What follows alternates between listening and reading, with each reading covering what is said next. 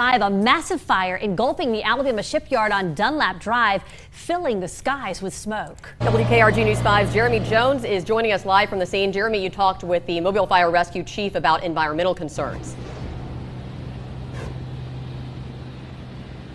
Yes, I did. He says be very aware of those concerns. I just finished speaking with Stephen Millhouse, the spokesperson, and he says because of the fire to make sure you're looking at that. Now, let's take a look behind me. Let's take a live look at the scene. So we do have just a little bit of smoke right up there. Crews have been up there battling it pretty much all afternoon, starting around 1:45. And I just finished speaking with Stephen Millhouse, who says the cause is still under investigation. He urges the community to be aware of the environmental effects. He tells us that the Mobile County EMA is assisting with the investigation, and they are working to make sure that everyone is evacuated from the structure. What we've got is residual mixed with the water and the foam that we used to battle the flames, just kind of flowing off of the top of the rig. And again, Coast Guard and ADEM and EMA are working to mitigate. Millhouse also told me that nobody was inside the ship when the fire initially started.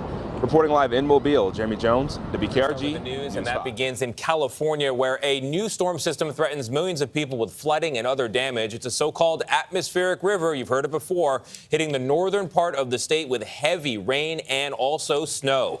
It's a system that could worsen the damage already done by storms that dropped feet of snow in some areas. And flooding from new rain and the melting snow is what officials are really worried about at this hour. Carter Evans has made his way northeast of Sacramento, awaiting, well, that's a rushing river behind him. Carter, good morning.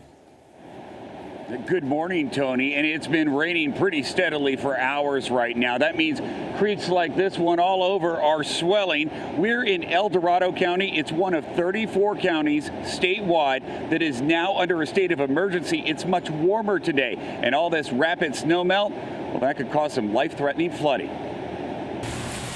The rain is already drenching Northern California, causing creeks to swell, with high winds littering streets with debris and knocking down trees. In Donner Lake, it was a race against time to remove several feet of snow from rooftops. If you leave all this snow here and you get rain on top of that, It's going to be really heavy. and it could collapse the roof. It could, yeah. That's exactly what happened to this RV storage facility, the roof crumpling under the weight of the snow. But most of California is prepping for another battle, the rapid snow melt, which could create dangerous flood conditions. Authorities have ordered evacuations in Santa Cruz County, which is expecting as much as 8 inches of rain.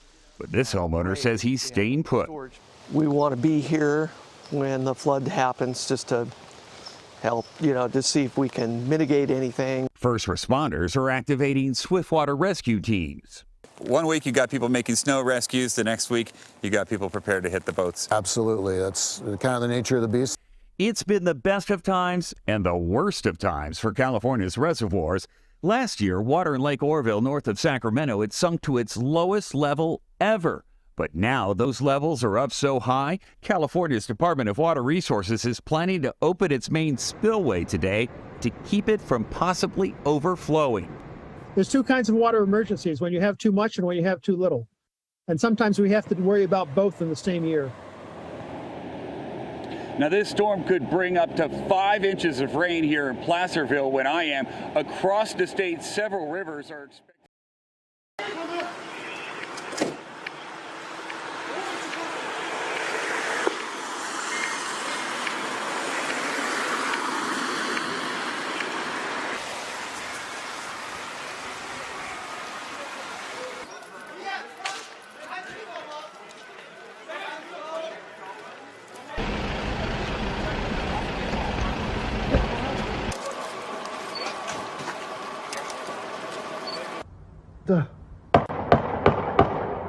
Hey!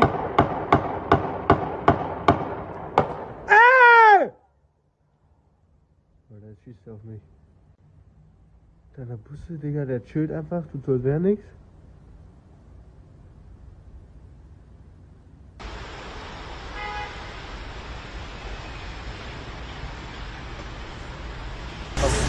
surreal, hier fährt der Verkehr. durch Hauptverkehrsstraßen.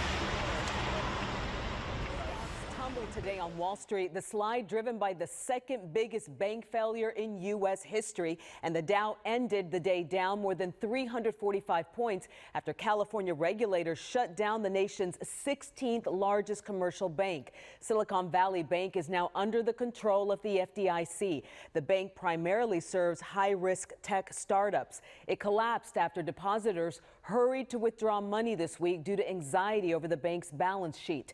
The FDIC says all insured depositors will have full access to their insured deposits by Monday morning. NASA climate scientists are warning about the potential resurgence of so-called zombie viruses, or viruses that can come back from the dead.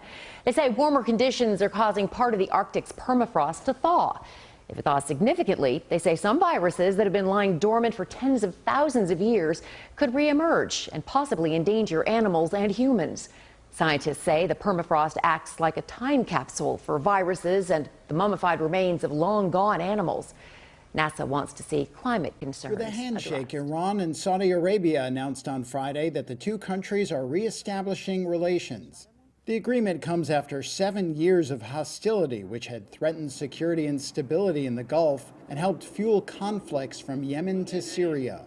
It follows 4 days of previously undisclosed talks in China between top security officials from the two rival Middle East powers. Here's Iran's Secretary of the Supreme National Security Council, Rear Admiral Ali Shamkhani. At the end of the talks, we reached a conclusion to start a new chapter after 7 years of breaking off relations between the Islamic Republic of Iran and Saudi Arabia. While considering the matters of the two countries and the security and future of the region, to prevent meddling from extra-regional and Western states and consistent meddling of the Zionist regime in the region. The two countries also agreed to reopen embassies within 2 months and reactivate a 2001 Security Cooperation Accord, as well as another earlier pact on trade, economy, and investment. China's top diplomat Wang Yi described the deal as a victory for dialogue and peace, adding that Beijing would continue to play a constructive role in addressing tough global issues. A White House spokesperson said the Saudis kept Washington informed of the talks, but the U.S. was not directly involved. Iran and Saudi Arabia, respectively, the two leading Shiite and Sunni Muslim powers in the Middle East, have been at odds for years and backed opposite sides in proxy wars from Yemen to Syria and elsewhere. Saudi Arabia cut ties with Iran in 2016 after its embassy in Tehran was stormed during a dispute between the two countries over Riyadh's execution of a Shiite Muslim cleric. A senior Iranian official said that addressing the tensions with Saudi Arabia had become a top priority for Tehran in recent months and would help resolve long-running talks on Iran's nuclear program.